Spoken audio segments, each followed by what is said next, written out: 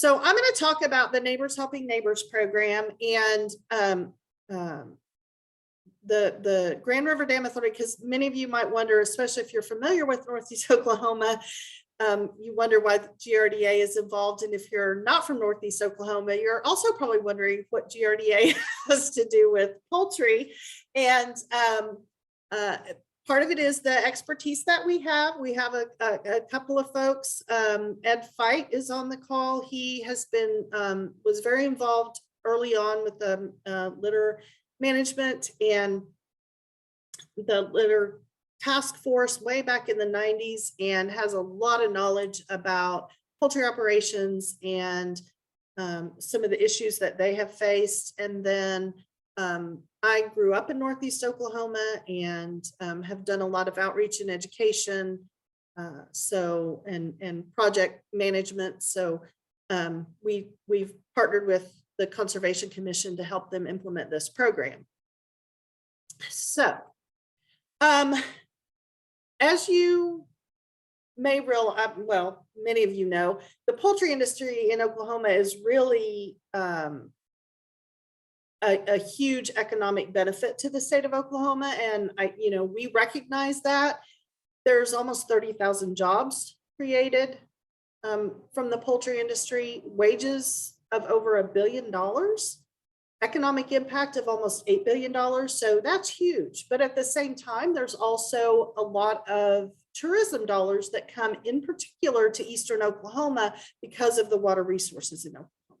So that brings in also billions of dollars. And many of the streams in Eastern Oklahoma are nutrient limited. So they have, nutrient related water quality impairments that we're trying to protect. All of our scenic rivers are within the project area.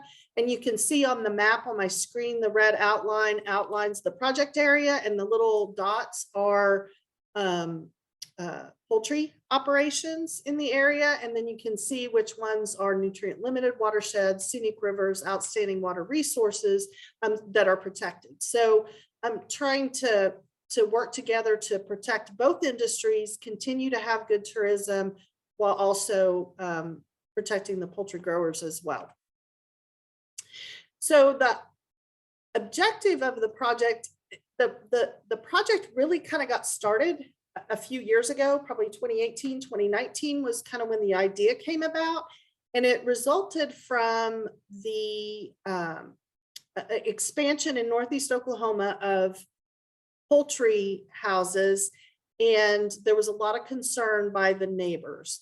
And we heard a lot of concerns about water quality, water quantity, odor, dust, increased traffic, things like that. So the Conservation Commission came up with this idea to, hey, maybe we can get people together. And when we talk about neighbors, we're talking about your next door neighbor. We're not talking about somebody 30 miles away or something like that. Somebody that could potentially be impacted by your farm or feel like they're impacted. And we want to bring the neighbors together to really identify problems and then figure out ways to implement solutions that are going to reduce those impacts that of the facilities on the resources in the local community.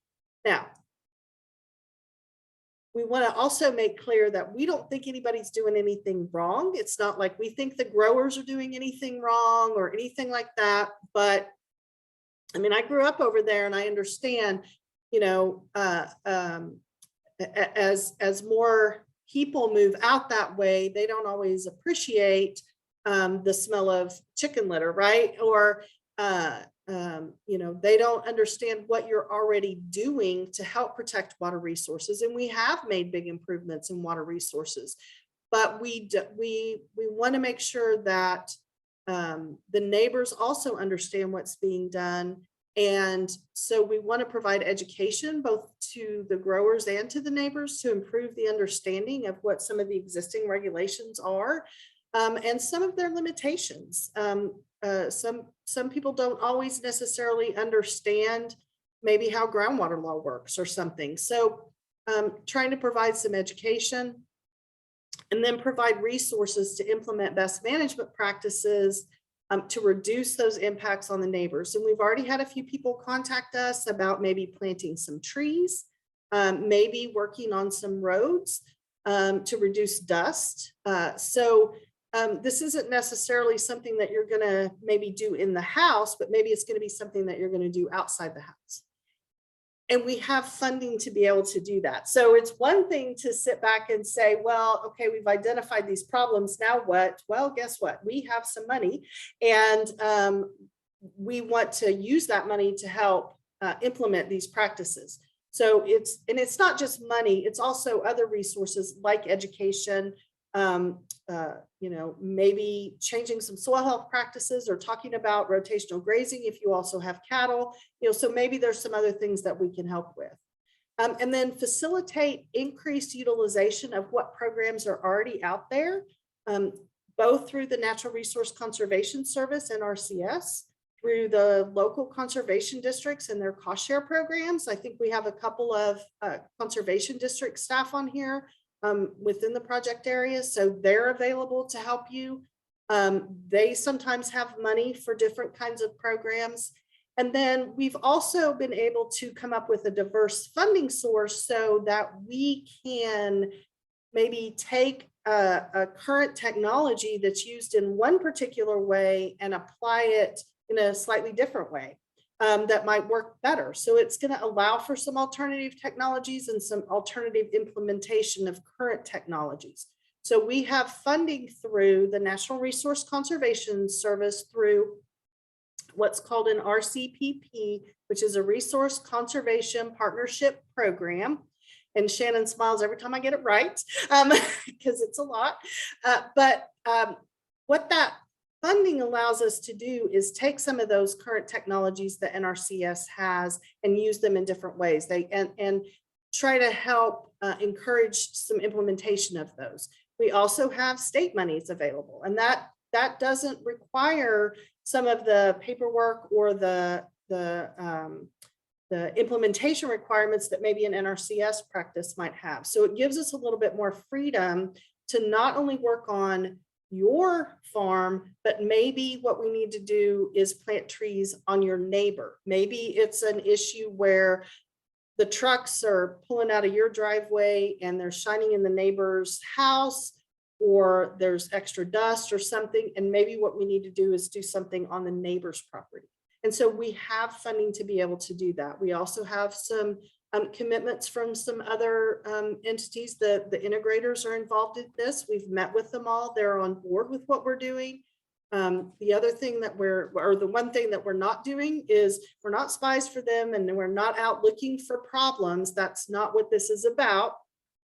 This is about, you're doing everything that you're supposed to be doing, and your neighbors are still kind of upset, or there's something that maybe we can help you with. And we'll talk a little bit more about that, but providing some opportunities. So some of the things that are already being done are animal mortality through composters or incinerators. And we've talked to somebody who was having some fly issues at a certain time of the year, and they thought maybe the composter needed to be updated. Maybe they need a bigger composter. So those are the kinds of things that we can potentially help with. And then the animal waste management. So one of the other things that we've heard about just in the last few weeks is needing expanded litter storage, because maybe you're only doing a partial clean out. There's not enough to spread. It's not the right time to spread that litter. You haven't sold that litter and you got to store it somewhere and it has to be covered. So maybe we need to expand some litter storage.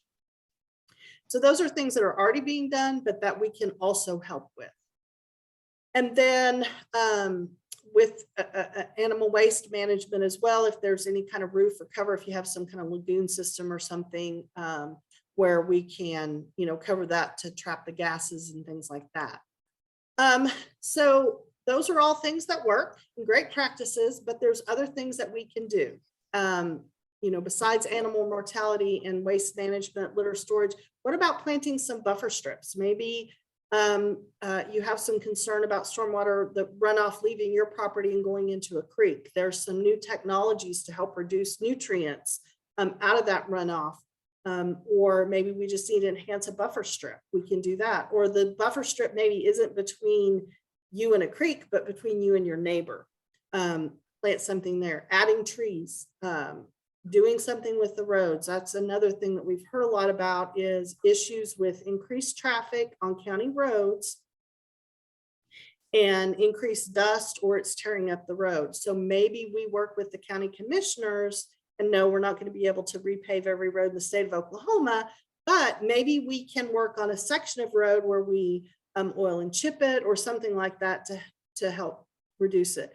And we're not limited to any 1 or 10 particular practices. So it's kind of think outside the carton, as I like to say, because I'm corny that way. But, you know, think outside the box, the carton, whatever you want to call it.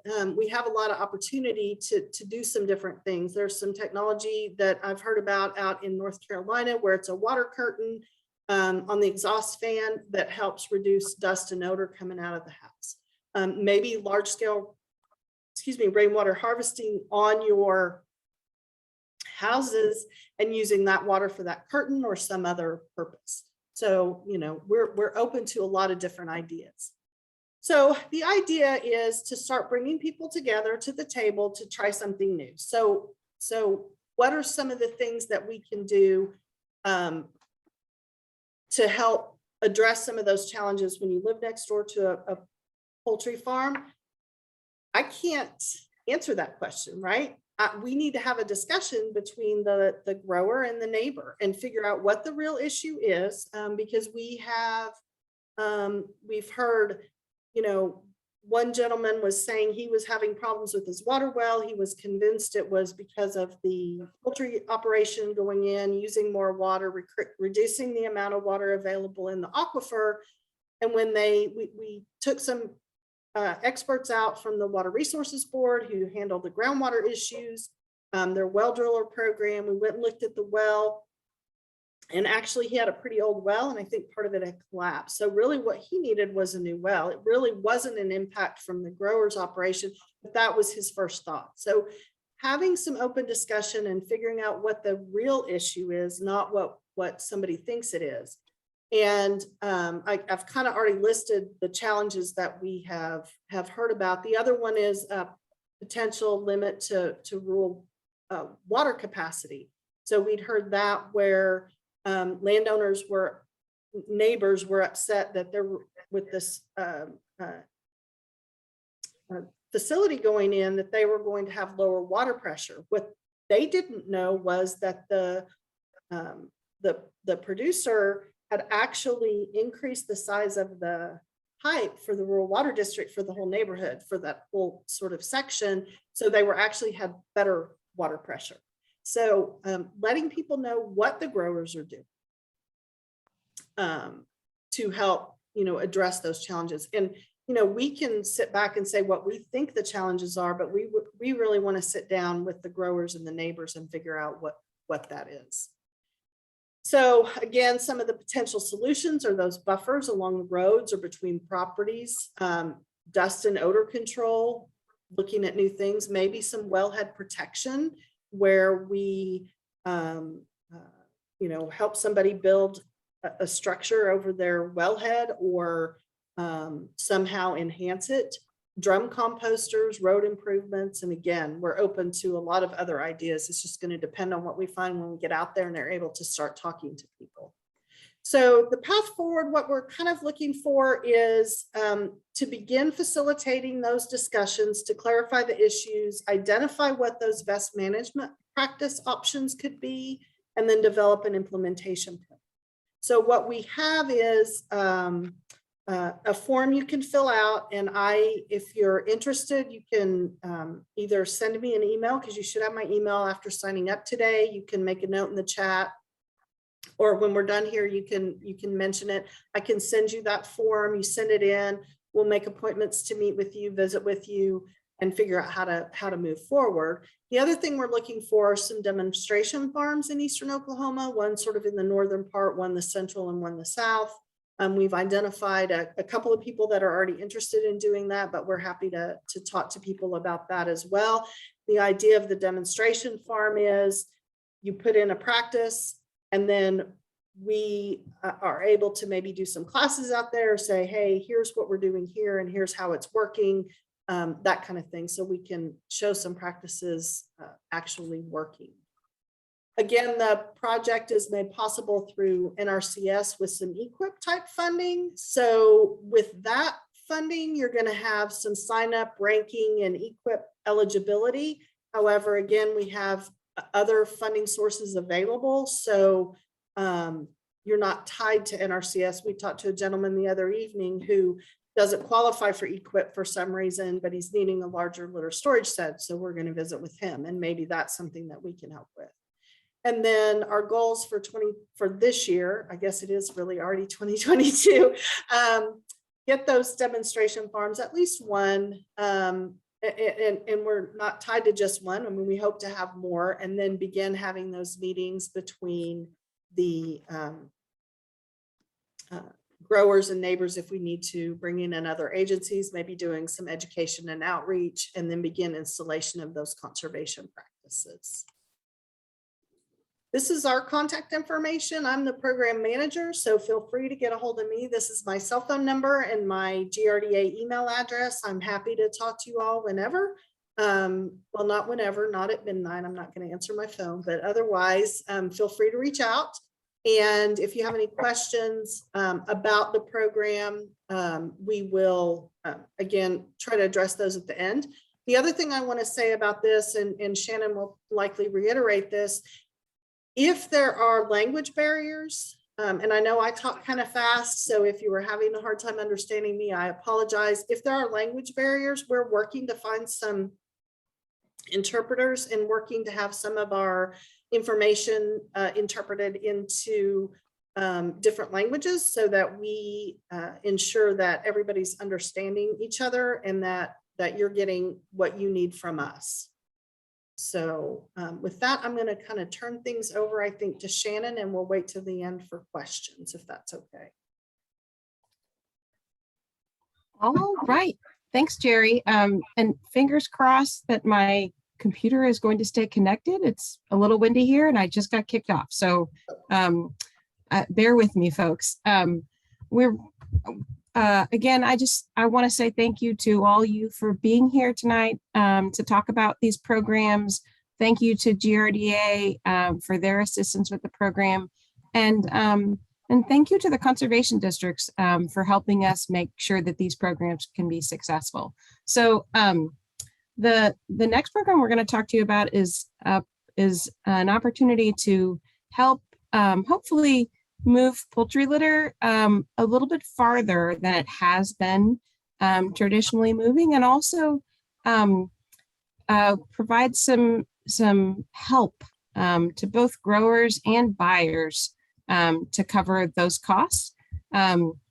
We know that poultry litter is a wonderful resource to help to replace commercial fertilizer, and with the cost of commercial fertilizer and fuel and everything, we know that there's a tremendous amount of interest in gaining access to that. We hope that that will be something that really helps build the market for litter, and you know, so that people who are growing birds, you know, will be able to get a higher price for the litter that they have to sell.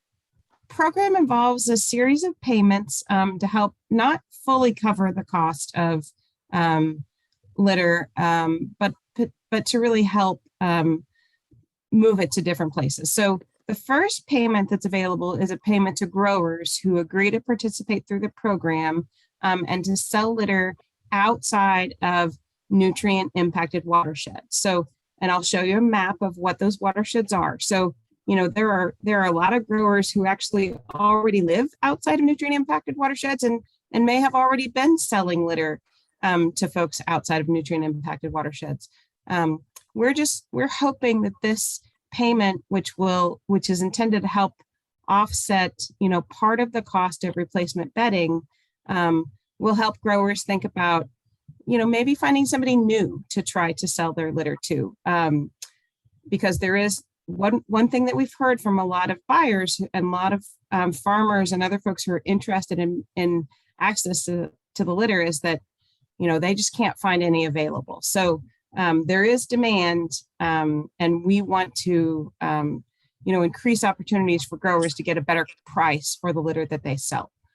So the second payment is a payment to the buyer. And if the buyer is less than 100 miles from the grower's poultry house, then they get a payment of 8 cents per ton per mile. If they're over 100 miles, then they get 5 cents per ton per mile. Next slide, please.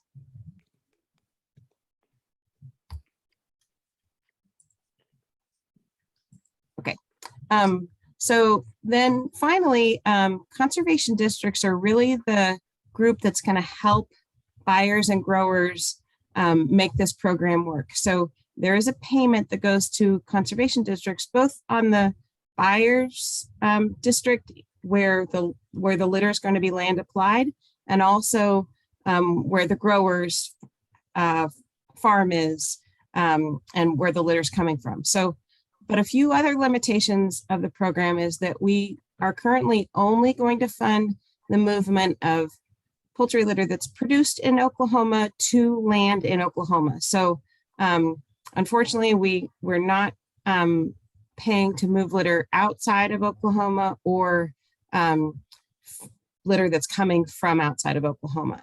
Also, the buyer has to follow, this is a state-funded program. We receive funding from the state legislature to support this. So it's really important that we follow the state rules.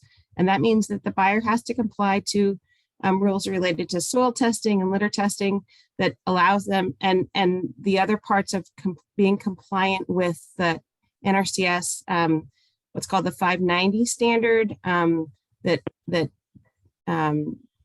describes how best to apply litter without having an environmental risk. We won't pay more than $12.50 per ton for the litter that's moved.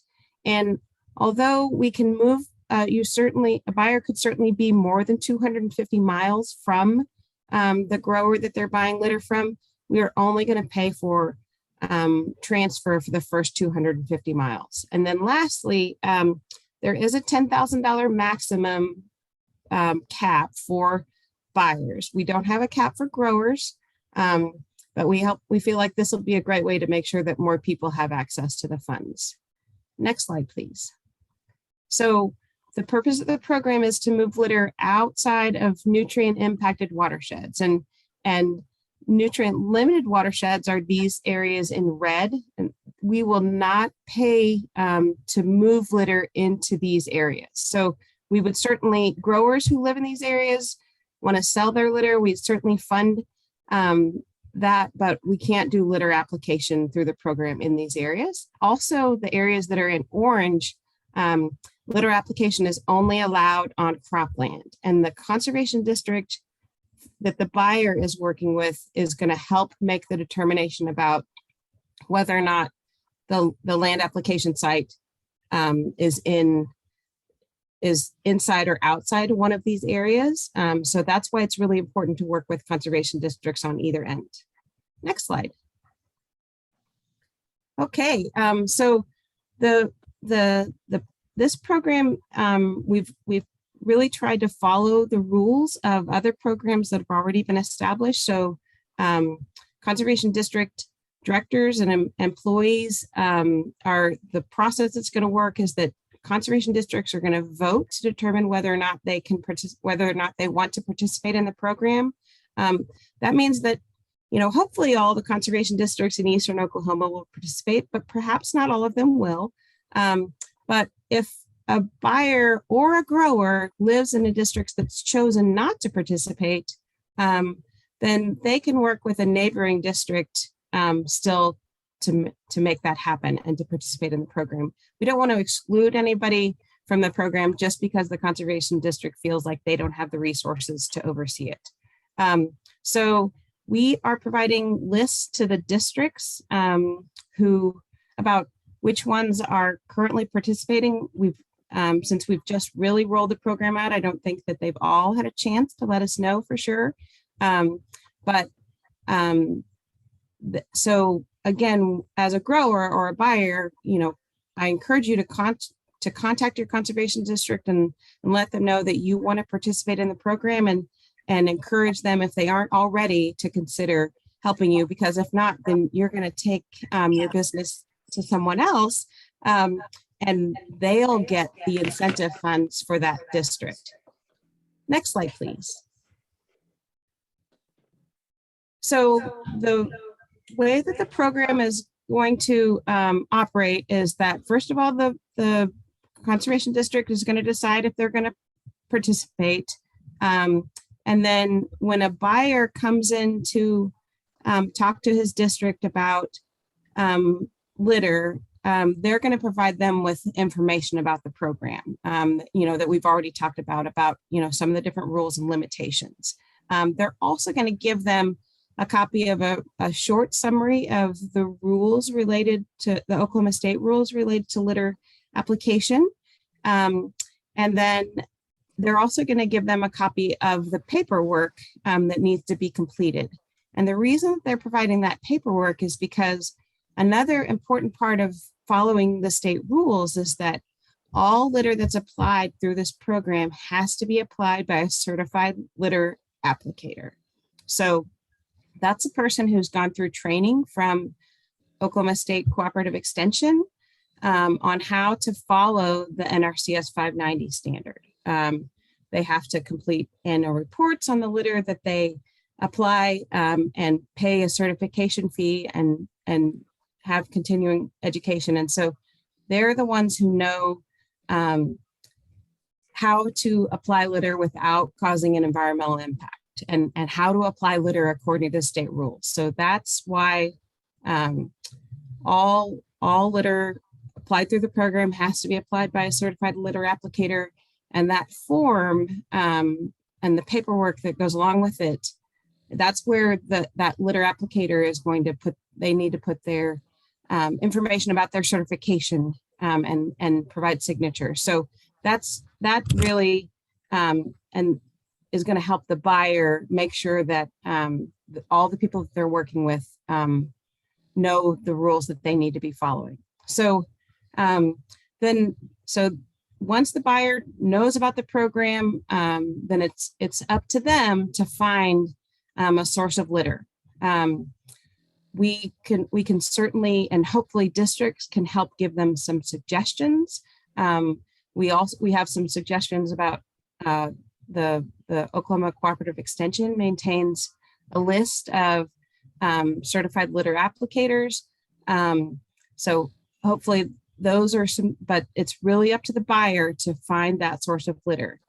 And once they found that, then they contact Mary Ann, who is Mary Ann Dantzler-Kyer, also with the Conservation Commission. And her role is to help make sure that anybody who is, well, let me back up. We really want to make sure that nobody gets started in the program thinking that they're going to get an incentive, and then we've run out of money. We did receive $300,000 from the legislature for this program, and the program is a first come first served program. So when the buyer has a source of litter found, then they're going to provide to Mary Ann an estimated number of miles traveled to get the litter to their farm, as well as an estimate of the tons of litter that they're going to be purchasing. And that will allow Mary Ann to reserve the funding necessary to move that litter to their farm. So that's a really important step. But again, the conservation districts understand how to make this happen and are working with Mary Ann to get that done. So next slide, please. Okay, so once once all that's done, then, the buyer works with the applicator and the litter hauler to get litter to their place, land applied. And they need to make sure that the paperwork and all the required forms are included. So they're going to need, again, a copy of that litter applicator's license number, their signature. The form requires that we have the points that the litter moves from and is land applied. So we can't just use the poultry grower's home address. It really has to be the address of the barn that the litter came from. We also then can't use the buyer's home address. The end point has to be the field where the litter is applied.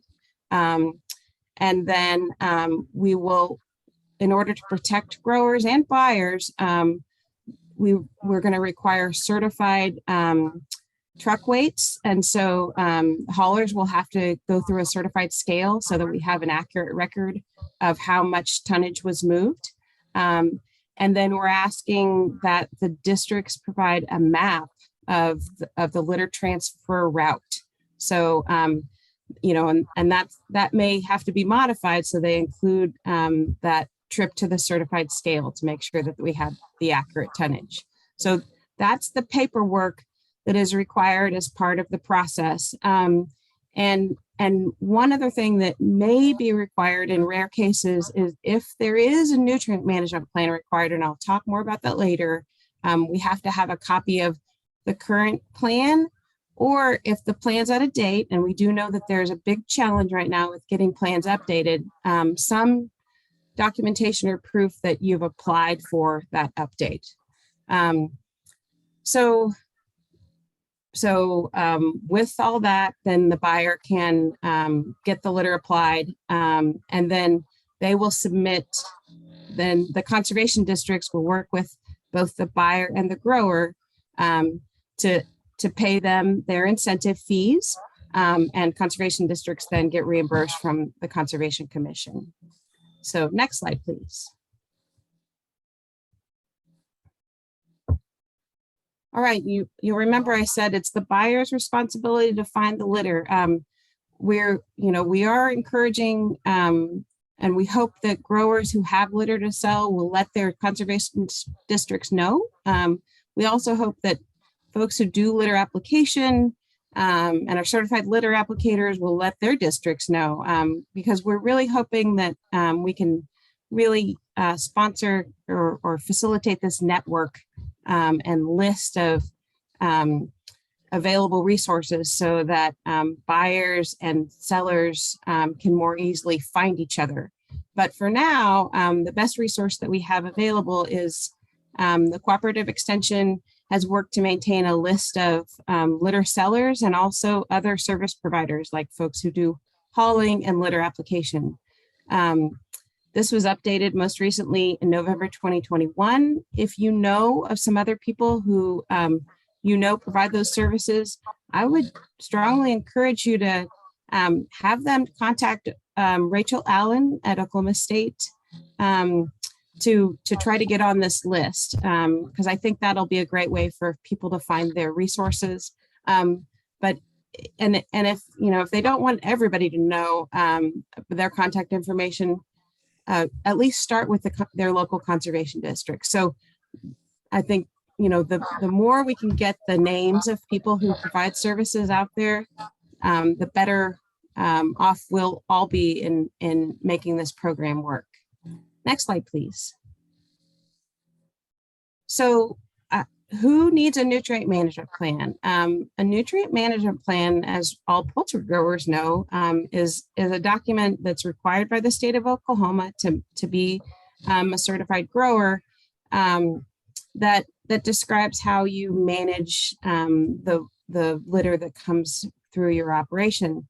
And that's different than a comprehensive nutrient management plan that's required by people who are participating in programs that are funded by NRCS. So all growers have to have a nutrient management plan. The only time that we need a nutrient management plan provided through this program is if a grower, for some reason, would be buying additional poultry litter from someone else through the program. So we don't need the nutrient management plan of every grower that's selling litter for the program, but if you're a grower who's buying litter from someone else through the program, we need a copy of that plan. And that it doesn't happen very often, but that has happened in other programs where we've done litter transfer.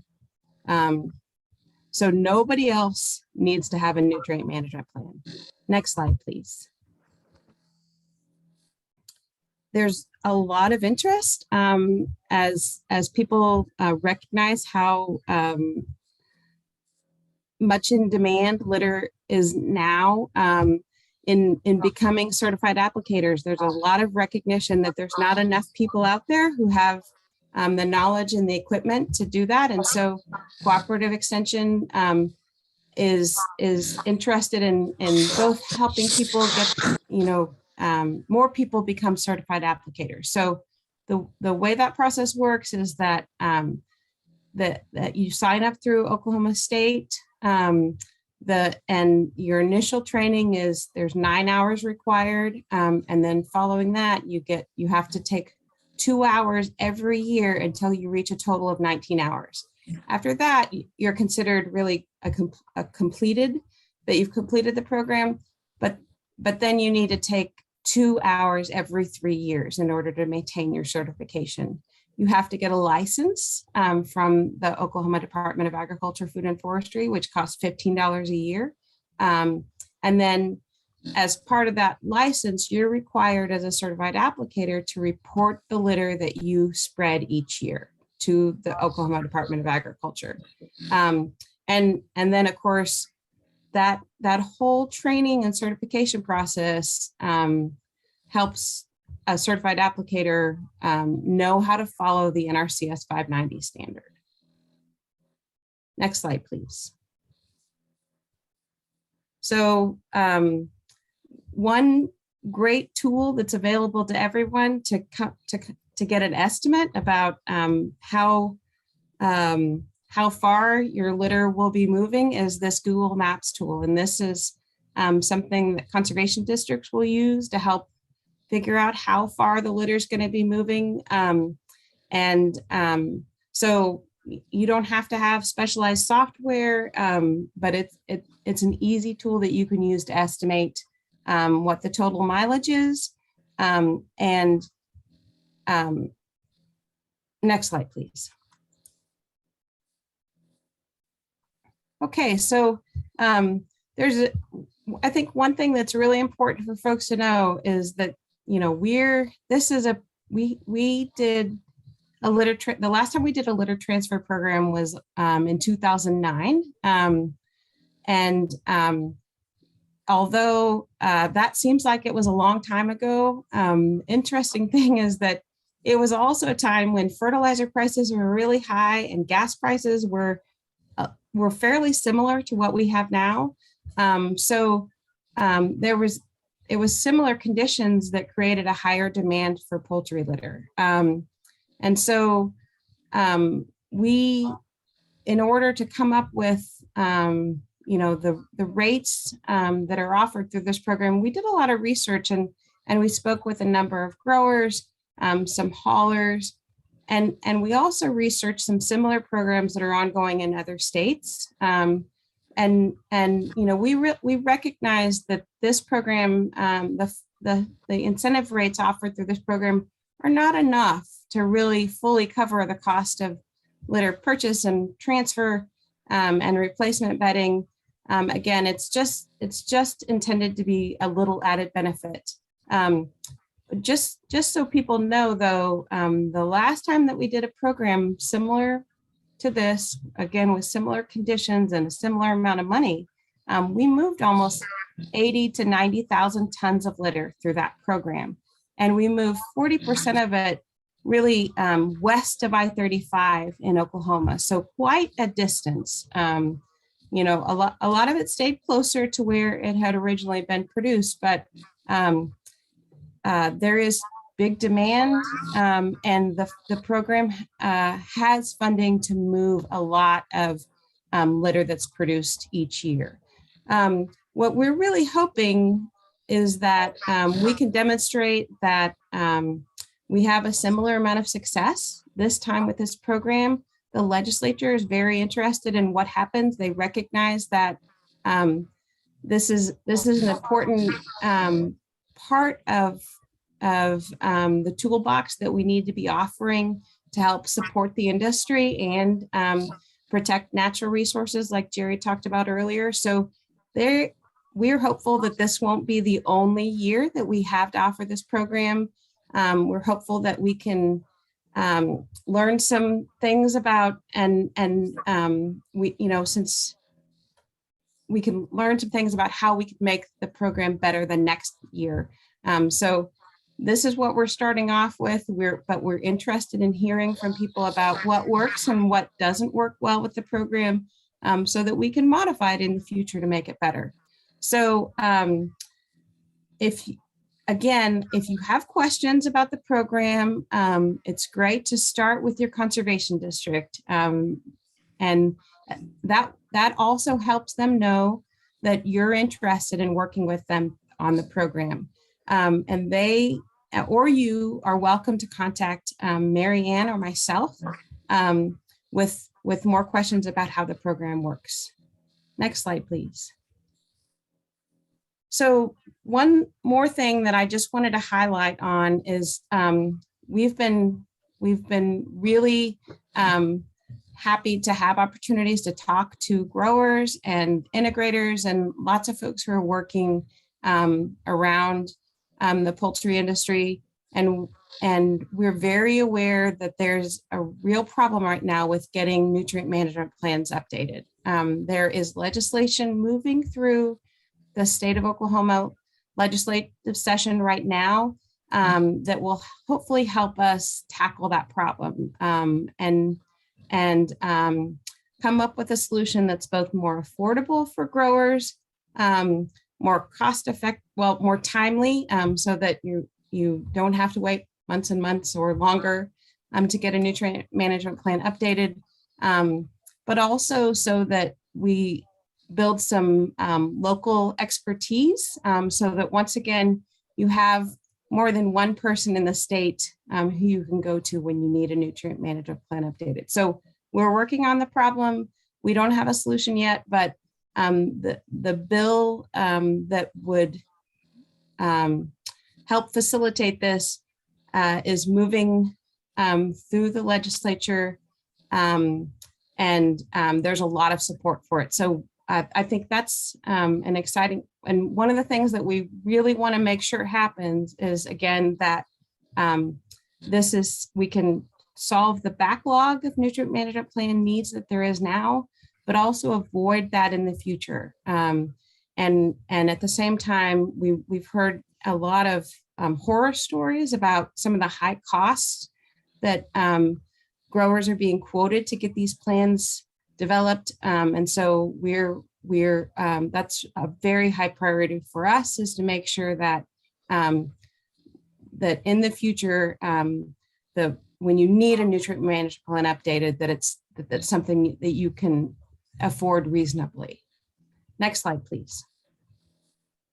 All right, I guess I've come to the end of what I wanted to talk to you about with the litter transfer program. So Jerry and I can answer questions that you have about either program now.